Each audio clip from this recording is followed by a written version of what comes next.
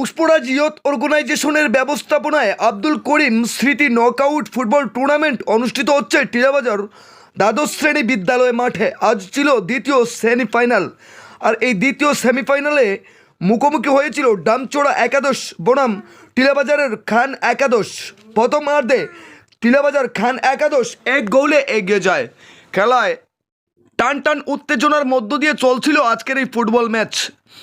মঞ্চে উপবিষ্ট ছিলেন 53 বিধানসভা কেন্দ্রের বিধায়ক বিরোজিত সিনহা, বিশিষ্ট সমাজসেবী বদরুজ্জামান, সিদ্ধার্থ দত্ত, অরুণ সাহা থেকে শুরু করে একাধিক গণ্যমান্য ব্যক্তিবর্গ। তবে প্রথমার্ধের খেলার শেষ ভাগে ডামচোড়া একাদশের পক্ষ থেকে শট অন টার্গেট অর্থাৎ গোলবারে একটি বল শট করা হয়। সেই শট খান একাদশের একজন প্লেয়ার বলটা যখন গোলিকে ক্রস করে গোল লাইন অতিক্রম করছিল, ঠিক তখনই একজন প্লেয়ার পড়ে গিয়ে হাত দিয়ে বলটিকে আটকে ফেলেন। চোখে আসে রেফারি শিবজ্যোতি চক্রবর্তীর। ওনার নজরে আসতেই ওই প্লেয়ারকে ডেকে নিয়ে রেড কার্ড এবং একই সাথে প্লান্টিকের ঘোষণা করেন। তৎক্ষণাৎ মাঠে একটা গন্ডগোল সৃষ্টি হয়ে যায়। রেড কার্ড না দেখিয়ে হলুদ কার্ড কেন দেখানো হলো না, এ নিয়ে রীতিমতো তুমুল উত্তেজনা শুরু হয় মাঠ এবং মাঠের বাইরে। যদিও কৈলাসহর ইরানি থানার পুলিশ যথারীতি এই পরিস্থিতি আয়ত্তে আনে এবং একই সাথে পুষ্পরাজ ইয়ুথ অর্গানাইজেশনের যে কমিটি ছিল ওনারাও ঝাঁপিয়ে পড়েন রীতিমতো পরিস্থিতি মোকাবিলা করতে। তবে খুব তাড়াতাড়ি পরিস্থিতি নিয়ন্ত্রণে আসে।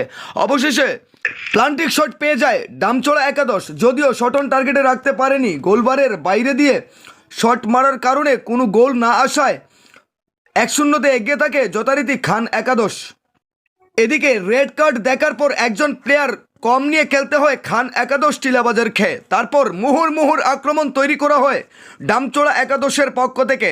রীতিমতো রক্ষণভাগের প্রাচীর তৈরি করে খান একাদশ সেই গোলগুলো প্রতিহত করে শট অন টার্গেটে যেগুলো রাখা হয়েছিল সেগুলো প্রায়ই প্রতিহত করা হয় খান একাদশের পক্ষ থেকে। সুতরাং শেষ অবধি লড়াই মাঠে চোখে চোখ রেখে গোলবারে বারবার আক্রমণ করে একতরফা ডামচোড়া একাদশ। যদিও তাদের দুর্ভাগ্য, কখনো গোলবার, আবার কখনো গোল লাইনের উপর দিয়ে, আবার কখনো খেলোয়াড়ের পায়ে লেগে প্রতিহত হয়ে যায়। সুতরাং শেষমেশ গোল শূন্যতেই ডামচোড়া একাদশ বিদায় নিল আজকের সেমিফাইনাল থেকে। তবে দুর্ভাগ্যবশত যে ঘটনা ঘটেছে তা নিয়ে নানা গুঞ্জন তৈরি হয় মাঠ ভর্তি দর্শকের মধ্যে, নানা কৌতূহল, নানা গুঞ্জন। তার মধ্যেও পরিস্থিতি নিয়ন্ত্রণে নিয়ে আসে আরক্ষা প্রশাসন এবং কমিটি এবং স্বতঃস্ফূর্ত নাগরিকের সহযোগিতায় পরিস্থিতি নিয়ন্ত্রণে আসে। কি বলছেন খেলা শেষে সাইফুল ইসলাম, শোনাবো আপনাদের ব্যুরো রিপোর্ট, লাল শক্তি নিউজ। খান একাদশ বনাম ডামচোড়া একাদশের লড়াই হয়েছে। প্রথমার্ধে খান একাদশ একটি গোল করেছে এবং প্রথমার্ধে এই খেলায় এই টুর্নামেন্টে প্রথম একটি রেড কার্ড দেখানো হয়েছে খান একাদশের প্লেয়ারে। সেই রেড কার্ড দেখানো নিয়ে মাঠে একটু উত্তেজনা বিরাজ করেছিল। শেষ পর্যন্ত তার সমাপ্তি হয় দ্বিতীয়ার্ধ এবং খেলা নির্ধারিত সময়ে শুরু হয়। দ্বিতীয়ার্ধে প্রতি আক্রমণে খেলা হয়েছে। তাদেরকে একটা সুযোগ দেওয়া হয়েছিল, তাদেরকে একটা প্লান্টিক শট দেওয়া হয়েছিল। সেই প্লান্টিক শটও মিস করেছে ডামচোড়া একাদশ। শেষ পর্যন্ত খেলার শেষার্ধে ডামচোড়া একাদশ গোল করার জন্য মরিয়া হয়ে উঠেছিল এবং অনেক চান্স পেয়েছিল। শেষ পর্যন্ত শেষ রক্ষা হয় নাই। খান একাদশ 1-0 গোলে এগিয়ে জয়লাভ করেছে, তাই ফাইনাল খেলার শিরোপা অর্জন করেছে।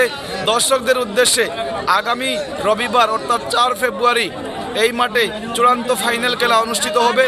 সেই ফাইনাল খেলা দেখার জন্য আপামর ফুটবল প্রেমী কৈলাসহরবাসীকে টিলাবাজার পুষ্পরাজ ইয়ুথ অর্গানাইজেশনের পক্ষ থেকে জানানো যাচ্ছে সাদর আমন্ত্রণ।